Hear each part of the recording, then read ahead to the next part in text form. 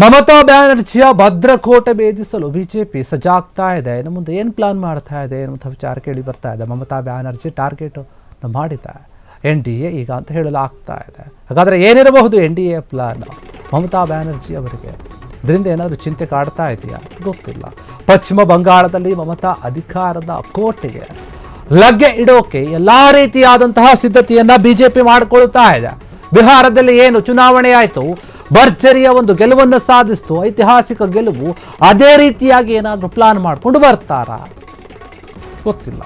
ಹೀಗಾಗಿ ಇದ್ರ ಬಗ್ಗೆ ಚಿಂತನೆ ಆಗ್ತಾ ಇದೆ. 2026ರಲ್ಲಿ ಒಟ್ಟು ರಾಜ್ಯಗಳಿಗೆ ಚುನಾವಣೆ ನಡೀತಾ ಇದೆ. 2026ರಲ್ಲಿ ಕೆಲವೊಂದು ರಾಜ್ಯಗಳಿಗೆ ಚುನಾವಣೆ ನಡೀತಾ ಇದೆ.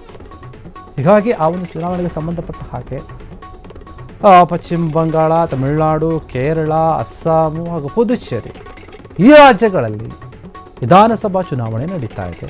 ಅದಕ್ಕೋಸ್ಕರ NDA ಭರ್ಜರಿಯಾಗಿ ತಯಾರಿಯನ್ನು ಮಾಡಿಕೊಳ್ತಾ ಇದೆ. ಮಮತಾ ಬ್ಯಾನರ್ಜಿ ಅವರ ಒಂದು ರಾಜ್ಯದಲ್ಲಿ ಅಧಿಕಾರವನ್ನು ತೆಗೆದುಕೊಳ್ಳೋಕೆ ಎಲ್ಲ ರೀತಿ ಪ್ಲಾನ್ ಮಾಡ್ತಾ ಇದೆ. ಅದರಲ್ಲಿ ಪ್ರಮುಖವಾಗಿ ಪಶ್ಚಿಮ ಬಂಗಾಳ ಏನಿದೆ, ಪಶ್ಚಿಮ ಬಂಗಾಳವನ್ನೇ ಇವರು ಟಾರ್ಗೆಟ್ ಮಾಡ್ತಾ ಇದ್ದಾರಾ? ಟಾರ್ಗೆಟ್ ಮಾಡ್ತಿದೆಯಾ NDA? ಏನಾದರೂ ಹೊಸ ಪ್ಲ್ಯಾನನ್ನು ತರ್ತಿದ್ದಾರಾ ಅಥವಾ ಹಳೆ ಪ್ಲ್ಯಾನೆಲ್ಲ ಇಲ್ಲಿ ವರ್ಕೌಟ್ ಮಾಡ್ತಾರಾ? ಅಮಿತ್ ಶಾ ಏನು ಚಿಂತೆ ಮಾಡಿರ್ಬೋದು, ಮೋದಿ ಏನು ಚಿಂತೆ ಮಾಡಿರ್ಬೋದು, ಇನ್ನು ಬೇರೆ ಬೇರೆ ನಾಯಕರು ಏನು ಚಿಂತೆ ಮಾಡಿರ್ಬೋದು ಈ ಒಂದು ಚುನಾವಣೆಗೆ ಸಂಬಂಧಪಟ್ಟ ಹಾಗೆ ಆ ಒಂದು ಪ್ರಶ್ನೆಗಳಿವೆ. ಇನ್ನು ಕಾಂಗ್ರೆಸ್ ಕೂಡ ತಮ್ಮ ರಾಜ್ಯವನ್ನು ಉಳಿಸಿಕೊಳ್ಳಲು ಹರಸಾಹಸ ಪಡ್ತಾ ಇದೆ. ಅಲ್ಲಿ ಈಗಾಗಲೇ ಹಲವು ಸವಾಲುಗಳನ್ನು ಕೂಡ ಎದುರಿಸ್ತಿರುವಂತಹ ಕಾಂಗ್ರೆಸ್ ಇದು ಕೂಡ ಯೋಚನೆ ಮಾಡಬೇಕಾಗುತ್ತೆ. NDA ಯಾವ ಲೆಕ್ಕದಲ್ಲಿ ಯಾವ ಯೋಜನೆಯನ್ನು ಇಟ್ಟುಕೊಂಡು ಜನರ ಮುಂದೆ ಬರ್ತಾರೆ, ಮತವನ್ನು ಕೇಳುತ್ತಾರೆ, ಅಥವಾ ಏನು ತಂತ್ರಗಾರಿಕೆಗಳಿದೆ, ಅದಕ್ಕೆ ನಾವು ಹೆಂಗೆ ತಿರುಗೇಟನ್ನು ಕೊಡಬೇಕು, ಹೆಂಗೆ ಬೇರೆ ಪ್ಲಾನ್ಗಳನ್ನು ಮಾಡಬೇಕು, ಹೆಂಗೆ ಜನರನ್ನು ನಮ್ಮ ಕೈಯಲ್ಲೇ ಹಿಡಿದಿಟ್ಕೊಳ್ಬೇಕು, ನಮ್ಮ ಓಟ್ಗಳು ಬೇರೆ ಕಡೆ ಹೋಗೋದಂತ ನೋಡ್ಕೊಳ್ಬೇಕು, ಅದ್ರ ಬಗ್ಗೆ ಎಲ್ಲ ಕೂಡ ಯೋಚನೆ ಮಾಡಬೇಕಾಗುತ್ತೆ. ಹೀಗಾಗಿ ಮಮತಾ ಬ್ಯಾನರ್ಜಿಯವರ ಒಂದು ನಾಡಿನಲ್ಲಿ ಅವರ ಅಧಿಕಾರವನ್ನು ಕಸಿದುಕೊಳ್ಳೋಕೆ NDA ಎಲ್ಲ ರೀತಿಯಾದಂತಹ ಸಿದ್ಧತೆಯನ್ನು ಮಾಡಿಕೊಳ್ಳಲಾಗ್ತಾ ಇದೆ ಎನ್ನುವಂಥ ವಿಚಾರ ಕೇಳಿ ಬರ್ತಾ ಇದೆ. ಅದಕ್ಕೆ ಮಮತಾ ಬ್ಯಾನರ್ಜಿ ಅವರು ಕೂಡ ಸಿದ್ಧತೆಯನ್ನು ಮಾಡಿಕೊಳ್ತಾ ಇರ್ತಾರೆ. ಯಾಕಂದರೆ ಅವರು ಅನೇಕ ವರ್ಷಗಳಿಂದ ಅಧಿಕಾರದಲ್ಲಿದ್ದಾರೆ. ಅವರು ಅಲ್ಲಿ ಆ ಭಾಗದ ಜನರ ವಿಶ್ವಾಸವನ್ನು ಗಳಿಸಿ ಅಧಿಕಾರದಲ್ಲಿ ಇರುವಂಥದ್ದು. ಆ ವಿಶ್ವಾಸವನ್ನು ಮುರಿಬೇಕು ಅಂತಂದರೆ ಬೇರೊಂದು ಸರ್ಕಾರ ಅಲ್ಲಿ ಅಧಿಕಾರಕ್ಕೆ ಬರಬೇಕು, ಅಥವಾ NDA ತಾನು ಅಂದುಕೊಂಡಂತಹ ರೀತಿಯಲ್ಲಿ ಫಲಿತಾಂಶವನ್ನು ಪಡಿಬೇಕಂದ್ರೆ ಅವರು ಕೂಡ ಹರಸಾಹಸ ಮಾಡಬೇಕಾಗುತ್ತೆ. ಅಷ್ಟು ಈಸಿಯಾಗಂತೂ ಇಲ್ಲ ಅಲ್ಲಿ ಪಶ್ಚಿಮ ಬಂಗಾಳದಲ್ಲಿ. ಹೀಗಾಗಿ ಮಮತಾ ಬ್ಯಾನರ್ಜಿಯವರ ಪ್ಲಾನ್ ಏನಿದೆ, NDA ಪ್ಲಾನ್ ಏನಿದೆ, ಕಾಂಗ್ರೆಸ್ ಏನು ಮಾಡುತ್ತೆ, ಇದರೆಲ್ಲದರ ಬಗ್ಗೆ ಕೂಡ ದೊಡ್ಡ ಮಟ್ಟದಲ್ಲಿ ಚರ್ಚೆ ಆಗ್ತಾ ಇದೆ. ಸದ್ಯಕ್ಕಂತೂ ಏನೋ ಮಾಡ್ತಾ ಇದ್ದಾರೆ ಇವರು ಪ್ಲಾನು. ಬೇರೆ ಬೇರೆ ರಾಜ್ಯಗಳಲ್ಲಿ ಹೆಂಗೆ ಗೆಲುವನ್ನು ಸಾಧಿಸಿದ್ರು ಅದೇ ರೀತಿಯಾದಂಥ ಯೋಚನೆಗಳನ್ನು ಇಟ್ಕೊಂಡು ಬರ್ತಾರಾ? ಜನರು ಅದನ್ನು ಒಪ್ಪಿಕೊಳ್ತಾರಾ? ದಿದ್ದಿಯ ನಾಡನ್ನು ಬೇರೆಯವ್ರ ಕೈಗೆ ಒಪ್ಪಿಸ್ಲಾಗುತ್ತಾ? ಅಲ್ಲಿನ ಜನರು ಈ ಬಾರಿ ಯಾವ ರೀತಿಯಾದಂತಹ ತೀರ್ಮಾನವನ್ನು ತೆಗೆದುಕೊಳ್ತಾರೆ?